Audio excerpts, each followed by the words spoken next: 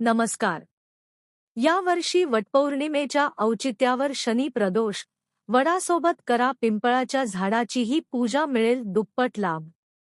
वटपौर्णिमेच्या सणाला हिंदू धर्मात विशेष महत्त्वाचे मानले जाते. या दिवशी सुवासिनी स्त्रिया अखंड सौभाग्यासाठी वडाच्या झाडाची पूजा करून व्रत ठेवतात. मात्र यंदा वटपौर्णिमेच्या 2 दिवस आधी शनी प्रदोष असल्याने वडाच्या झाडासोबतच पिंपळाच्या झाडाची पूजा करणे देखील लाभदायक मानले जाईल. पाहुयात या दिवशी पूजा कशी करावी. वटसावित्रीचे व्रत हे सुवासिनी स्त्रियांसाठी महत्त्वाचे मानले जाते.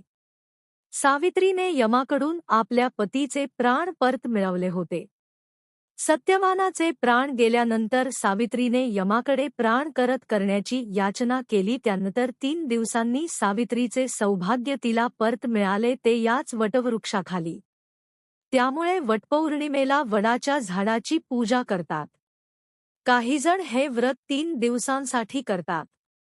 3 दिवसांपासूनच व्रताची तयारी, पूजापाठ केले जातात.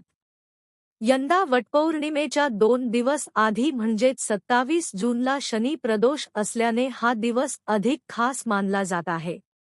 त्यामुळे वडाच्या झाडासोबतच पिंपळाच्या झाडाची पूजा केल्याने शनिदेवाची कृपा मिळून संसारावर कोणाचीही कुदृष्टी पडणार नाही, तसेच अखंड सौभाग्य प्राप्त होऊन सुखी संसार होईल. चला तर पाहुयात यंदा वटपौर्णिमेच्या पूजा कशी करावी. वटपौर्णिमेला पिंपळाच्या झाडाची पूजा करण्याचे महत्त्व. वटपौर्णिमेला वडाच्या झाडाचीच पूजा करतात.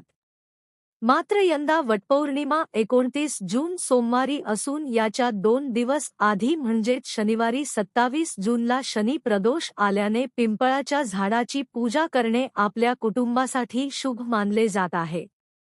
शनी हा यमाचा भाऊ असल्याने वटपौर्णिमेला शनी महाराजांची प्रार्थना व पूजा केल्याने त्यांची कुदृष्टी आपल्या संसारावर पडता शनीची कृपा निश्चित होईल असे सांगण्यात येते.